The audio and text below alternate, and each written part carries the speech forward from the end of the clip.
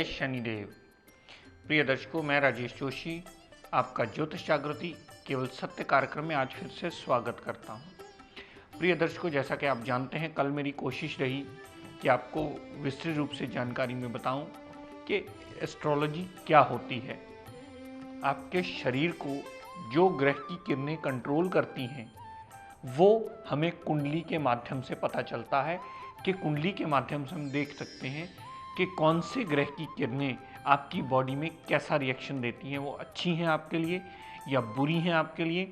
तो हम उस कुंडली के विवेचन के बाद इस निर्णय पर पहुंचते हैं कि आपको कौन सी किरणें कैसे इंप्रूव करनी है, किस ग्रह का पाठ करना है, किस ग्रह का दान पुण्य करना है, किससे जुड़े रिश्तों को सुधारना है और कौन सा रत्न आपको धारण करना है, ताकि आप अपने जीवन यापन को आसान करें और ये विद्या आपके लिए मददगार सिद्ध हो, ये विद्या एक स्तंभ की तरह साबित हो, ताकि आप अपनी जितनी कर्म गति में इम्प्रूवमेंट अच्छी लाएं, उसके बाद आप ये समझ पाएं कि ये विद्या आपके लिए सहायता करती है आपकी ज़िंदगी में इम्प्रूवमेंट देने के लिए। दर्शकों, कल मैंने जानकारी दी व्हाट इज़ एस्ट्रोलॉजी, ये एस्ट्रोलॉजी होती क्या है और आपके शरीर से कैसे जुड़ी है। शरीर 5 तत्वों से बना है, सारे ग्रहों की किरणें हमारी बॉडी पर पड़ती हैं, वो ग्रहों की किरणें हमारी बॉडी को कंट्रोल करती हैं। आपने इसके बारे में विस्तृत रूप से जाना। आज अपनी इस श्रृंखला को कंटिन्यू करता हुआ बात करता हूँ उपाय की, क्योंकि बहुत सारे लोगों की ये गलतफहमी होती है कि उपाय के नाम से बहुत घबरा जाते हैं वो लोग कि जी आपका तो ये ग्रह बिगड़ा है इसलिए आपको ये उपाय करना पड़ेगा। अब उपाय का घबराना नाम सुनकर एक स्वाभाविक सी बात है, क्योंकि उपाय कराने का मतलब होता है कि पैसे खर्च करने। पर प्रिय दर्शकों, सही शास्त्र सम्मत बात ये नहीं है कभी भी। उपाय का कभी भी बहुत बड़े पैसे से कोई लेना देना होता ही नहीं। उपाय एक सिर्फ नियत से किया जाता है, उपाय एक सिर्फ ढंग तरीका और सिस्टम से किया जाता है। उपाय करने के लिए ये ज़रूरी नहीं है कि आपके पास बहुत ज़्यादा धन होना चाहिए। उपाय आप अपनी यथाशक्ति अनुसार भी कर सकते हैं। अगर कोई फाइनेंशियली साउंड नहीं है या पैसे नहीं उपाय पे खर्च कर सकता, तो इसका मतलब ये नहीं है कि वो ग्रह को कभी शांत ही नहीं कर पाएगा। कर सकता है, ऐसा व्यवधान हर चीज़ को शास्त्रों ने लिखा है, लेकिन उसे सही पढ़ना और समझना अति अनिवार्य है। क्योंकि आप इस बात को विवेचन करते वक्त सदैव ध्यान रखें कि आप उपाय जो करवाने जा रहे हैं वो उपाय अगला जो सामने वाला आपको प्रॉब्लम बता रहा है वो करने में सक्षम भी है या नहीं। सबसे बड़ी बात इसमें ये होती है कि उपाय सिर्फ एक नियत से होता है। जितनी मेरी 18 साल की रिसर्च रही है, मैंने ये समझा है कि उपाय का पैसे से कोई लेना देना ही नहीं होता। मैं कोशिश करता हूं कि आज के एपिसोड में जितने भी उपाय जिस ग्रहों के आपको बता पाऊं, ताकि आप स्वयं अगर कुंडली को देखना सीख गए हैं, समझ गए हैं, या किसी अपने आसपास विद्वान की मदद भी लेते हैं और आपको ये बताया जाता कि आपका ये ग्रह बिगड़ा हुआ है, इसके लिए आपको ये दान पुण्य करना है, तो सिंपल रेमेडीज करके भी उस ग्रह के पाप प्रभाव से फारिग होकर के अपना जीवन यापन आसान कर सकते हैं। सबसे पहले प्रिय दर्शकों, बात करते हैं सूर्य देवता की। सूरज देवता, अगर आपकी कुंडली में किसी विद्वान ने आपको ये बताया हो या आपको पता हो कि बुरे घर के मालिक हैं, या वो बुरी जगह में प्लेसमेंट हैं, या वो बुरी अवस्था में पड़े हैं और आपको उसके दान पुण्य करके आपको डिक्रीज करने हैं, अगर किसी विद्वान ने आपको ये सलाह दी हो और आपको बहुत बड़ा दान करने के लिए कहा हो जहां आपके बहुत सारे पैसे लगते हैं और आप सोच में पड़े हो कि क्या मुझे करना चाहिए या नहीं, या आपकी यथाशक्ति उतनी ना हो, तो सिंपल अगर सूरज को शांत करना हो तो सूरज को डेली जल देने की आदत डाल लीजिए, ताकि उसमें से जो भी किरणें छन के आपके शरीर तक पहुंचती हैं वो शांत हो जाती हैं और सूरज का पाप प्रभाव आपके शरीर से कम होता है। एक बात और प्रिय दर्शकों, हमेशा याद रखिएगा कि जिस भी ग्रह की आप शांति करें उससे जुड़े हुए रिश्तों पर अवश्य ध्यान दें। आप सूरज को जल तो दे रहे हैं, लेकिन पिताजी ने पीछे से आवाज लगाई, बेटा बात सुनना, तो आप उनसे अपशब्द बोले, आप उनसे गलत वार्तालाप करें, आप उनसे अननेसेसरी बहसें, तो कभी जिंदगी में सूरज आपको पॉजिटिव रिजल्ट नहीं देगा। वो सदैव आपके लाख उपाय करने के बाद भी आपको नेगेटिव रिजल्ट ही देता मिलेगा, क्योंकि जो रिलेशन साक्षात सूर्य देवता है वो साक्षात रिलेशन आपने नहीं सुधारा, आप अकेले उपाय की पद्धति में जा रहे हो। जो रिलेशन को नहीं सुधारता उसे उपाय कभी पूर्ण फल देता ही नहीं। अगर सूरज को जल दे करके उसे किरणों को शांत कर रहे हैं तो पिता की रिस्पेक्ट रिगार्ड कीजिए, या पिता नहीं है तो पिता तुल्य, अगर वो स्वर्ग सिधार चुके हैं या किसी वजह से आपके पास नहीं है तो पिता तुल्य को जो आसपास व्यक्ति हो उनकी रिस्पेक्ट रिगार्ड कीजिए, उनसे आशीष लीजिए रोज, ताकि आपका बिगड़ा हुआ सूर्य आपको अच्छे फल देने में बाध्य हो। तो प्रिय दर्शकों, आगे बात करता हूं चंद्रमा देवता की। चंद्रमा देवता, माता का कारक ग्रह चंद्रमा देवता, हमारे मन का कारक ग्रह चंद्रमा देवता, हमारी विल पावर का कारक ग्रह चंद्रमा देवता। अगर आपकी कुंडली में चंद्रमा देवता बिगड़ा हो और आपको किसी भी विद्वान ने बताया हो कि आपको दान पुण्य करना बनता है, या आपको स्वयं पता हो कि आपका चंद्रमा अति मारक है और आपको उसके दान करने बनते हैं, तो ये जरूरी नहीं है कि बहुत बड़ा कोई दान कर दिया जाए। एक आधा किलो दूध का पैकेट भी जो साक्षात चंद्रमा माना जाता है, अगर वो भी लेकर के कहीं डोनेशन दे दिया जाए, कहीं बैगर को दे दिया जाए, किसी 4th क्लास एम्प्लॉय को दे दिया जाए, किसी कुत्ते बिल्ले को पिला दिया जाए, तो वहाँ भी चंद्रमा देवता शांत होकर के आपको जीवन यापन आसान करने में और अपने पाप प्रभाव से फारिग करके आपका जीवन यापन सुखद करने में मददगार सिद्ध होता है। बात सिर्फ करने की आ जाती है। आधा किलो दूध हार्डली 10-20 रुपए का आ जाएगा इजीली, जो कि हर जातक आज की डेट में इजीली अफोर्ड कर सकता है। तो अगर एक पाइया आधा किलो दूध जो अपनी यथाशक्ति अनुसार लेकर के भी दे देते हैं, तो पूर्णमासी वाले दिन अगर दे देते हैं, तो अगर आपका बिगड़ा हुआ चंद्रमा है, अगर चंद्रमा का पाप प्रभाव आपकी बॉडी में आ रहा है, चंद्रमा की दशांतरा चल रही है, तो भी शांत होकर के आपको जीवन यापन आसान करने में ये चंद्रमा देवता मददगार सिद्ध होगा। लेकिन प्रिय दर्शकों, साथ में चंद्रमा माता का कारक है।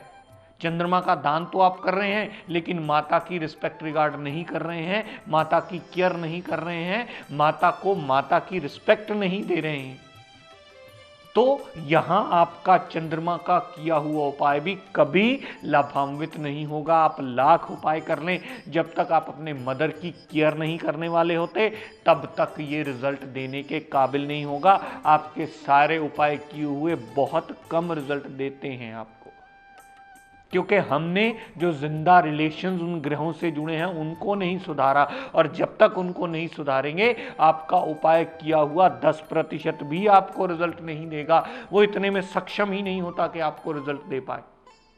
तो अगर साथ में इन चीजों की केयर की जाए, अपने माता के प्रति जो आपकी जिम्मेवारियां बनती हैं उन्हें निभाया जाए, अच्छे ढंग से निभाया जाए, उनसे नित्य नियम आशीर्वाद लिया जाए, उनसे नित्य नियम प्रणाम करके हम अपने लिए अच्छा करें चंद्रमा देवता को, और उनकी रिस्पेक्ट रिगार्ड करने से हमारे बहुत सारे कष्ट क्लेश दूर होने का रास्ता ढूंढ लेते हैं। लेकिन हम ये नहीं कर पाते। अगर आपके मदर परमात्मा के पास चले गए हैं या स्वर्ग सिधार चुके हैं, तो माता तुल्य स्त्री आप कंसिडर कर लीजिए, चाहे वो चाची हो, ताई हो, मासी हो, मामी हो, कोई भी रिलेशन माता या माता तुल्य व्यक्ति आप ले लीजिए, स्त्री ले लीजिए, माता तुल्य स्त्री। तो माता तुल्य स्त्री भी अगर आपको आशीर्वाद देती है, आप उन रिलेशंस का ख्याल करते हैं, तो सदैव चंद्रमा देवता का पाप प्रभाव बच करके आपका जीवन यापन आसान करने में मददगार जरूर सिद्ध होता है। चंद्रमा बहुत ज्यादा बिगड़ा हो, बहुत ज्यादा पाप प्रभाव आ रहा हो, तो एक मुट्ठी सफेद चीनी जो हम चाय में डाल के पीते हैं, एक मुट्ठी सफेद चीनी जो प्योर वाइट होती है, अगर वो भी एक मुट्ठी 2 मुट्ठी लेकर के चींटियों को डाल दें, जो हार्डली 2-5 रुपए की आती है, नहीं तो आम हमारे अक्सर घरों में होती है जिससे हम चाय में डाल के पीते हैं, अगर वही 2 मुट्ठी सोमवार को आप चींटियों को डाल देते हो, तो चंद्रमा का जितना मर्जी पाप प्रभाव होगा वो 2 मुट्ठी डाली हुई चीनी चींटियां खाती हैं और आपके खाते में भंडारे का फल मिलता है। कहीं भी आप घर के बाहर कच्चे में खिला के डाल दीजिए, इसे कुत्ता बिल्ला कोई नहीं खाता, चींटियां ही खाती हैं, और चंद्रमा देवता का जितना मर्जी पाप प्रभाव होगा आपकी बॉडी के प्रति शांत होकर के आपका जीवन यापन आसान करने में मददगार जरूर सिद्ध होगा। और एक बात और प्रिय दर्शकों, ये उपाय कोई जादू नहीं होते, ये उपाय जादू की छड़ी नहीं है कि ऐसे घुमाया और सब कुछ ठीक हो गया। नहीं प्रिय दर्शकों, अगर आप जिंदगी में रोज हर 4 घंटे बाद 3 घंटे बाद खाते हैं अपने स्टमक के लिए, तो उपाय को निरंतर, क्योंकि छोटी से छोटी भी दशा सूर्यदेव की 6 वर्ष की होती है, और आप कहें जी मैंने तो 3 हफ्ते उपाय कर लिया, मैंने तो 4 हफ्ते कर लिया, मैंने तो 8 हफ्ते कर लिए, मेरे भाई 8 हफ्ते खाना भी तो खाया, अब 9वें हफ्ते में भी तो खाओगे। तो ग्रह की जितनी लंबी दशा है, जब तक वो चले, आपको कंटिन्यूसली उस उपाय का साथ अपने आप रखना होगा, ताकि वो ग्रह आपको बचने का रास्ता दे। और हमारी कोशिश भी, एटलीस्ट मेरी कोशिश ये रहती है कि ऐसे उपाय बताए जाएं जो इजीली हर जातक कर पाए, जिसके लिए उसे सोचना ना पड़े कि मुझे इसमें पैसे खर्चने हैं, मुझे बहुत दूर जाना पड़ेगा, मुझे ये करना है, मुझे एक मुट्ठी चीनी उठाइए, घर की 4 दीवारी के बाहर सोमवार को चींटियों के लिए डाल दीजिए, प्रार्थना कर दीजिए चंद्रमा देवता कृपा दृष्टि बनाए रखें। माता या माता तुल्य स्त्री का ख्याल कीजिए, उनकी रिस्पेक्ट रिगार्ड कीजिए, उनसे आशीर्वाद लीजिए। ये लिया हुआ आशीर्वाद जितना मर्जी बिगड़ा होगा चंद्रमा आपको रक्षा कवच के समान काम करेगा और आपका जीवन यापन आसान करने में मददगार जरूर सिद्ध होगा। आपकी मुश्किलें दूर अवश्य होंगी, लेकिन ये निरंतर करना होगा। आप चंद्रमा की दशा को लें, चंद्रमा 10 साल चलता है, आप 2 हफ्ते 3 हफ्ते करके ही अक जाते हैं। फिर चौथे हफ्ते हमारे पास है, सर 4 हफ्ते कर लिया जी। नहीं मेरे भाई, 4 हफ्ते से खाना भी तो खा रहे थे, अब भी खाओगे। 4 हफ्ते से कपड़े भी पहन रहे थे, अब भी पहनोगे। 4 हफ्ते से नहा भी रहे थे, तो अब भी नहाओगे। तो अब इस उपाय को छोड़ना नहीं है, इसको आपको निरंतर लगातार करना है। और मैं बहुत ऐसा छोटा उपाय बताता हूं जिसमें करने के लिए आपको सोचना ना पड़े, सिर्फ एक नियत रखी जाए और आप उपाय करके इसके पाप प्रभाव से फारिग हो पाए। दर्शकों, बात करते हैं आगे मंगल देवता की। मंगल देवता छोटे भाइयों का कारक, मंगल देवता छोटे भाइयों के रिलेशंस का कारक। अगर आपका खुद का छोटा भाई है, उससे रिलेशंस मधुर कीजिए। अगर उससे किसी वंड विहार का झगड़ा है, किसी और दिक्कत परेशानी में नहीं कर पाए, तो उसके समान किसी व्यक्ति से आप अच्छे मधुर रिलेशन बनाइए, ताकि आपके रिलेशंस अगर मधुर होंगे तो मंगल देवता का जितना मर्जी पाप प्रभाव होगा वो कम होकर के आपका जीवन यापन आसान करने में मददगार जरूर सिद्ध होगा। जिनका भी मंगल बिगड़ा हो, सदैव मंगलवार को मंदिर जाने की आदत डालें, हनुमान चालीसा पढ़ने की आदत डालें। अगर अपनी यथाशक्ति अनुसार थोड़ा बहुत अफोर्ड कर पाए, महीने 2 महीने में एक बार अपनी यथाशक्ति अनुसार बजरंग बली को चोला अवश्य चढ़ा दें, उससे भी मंगल देव प्रसन्न हो जाते हैं। वो भी ना कुछ कर पाए, मंगल लाल होता है। किसी को थोड़ा बहुत एप्पल दान दे दें, अनार दान दे सकते हैं, गाजर का दान दिया जा सकता है मंगल के लिए, टमाटर का दान दिया जा सकता है मंगल के। लेकिन प्रिय दर्शकों, साथ में ये बात अति अनिवार्य है कि छोटे भाई या छोटी बहन से रिलेशंस को मधुर भी रखा जाए। अगर वो दान सही ढंग से आप कर रहे हैं लेकिन रिलेशंस को मेंटेन करने की कोशिश नहीं कर रहे हैं, तब भी आपके रिजल्ट्स में कमी आती है। और फिर जातक स्वयं आके बताता, सर मैं तो बहुत दान पुण्य कर रहा हूं मंगल के, लेकिन मेरा मंगल खुश नहीं हो रहा। क्या अपने छोटे भाई का कभी हाल पूछा आपने? क्या फॉर्मेलिटी से ही कभी उसके साथ जाकर के खड़े हुए, उसके दुख सुख में साझी हुए?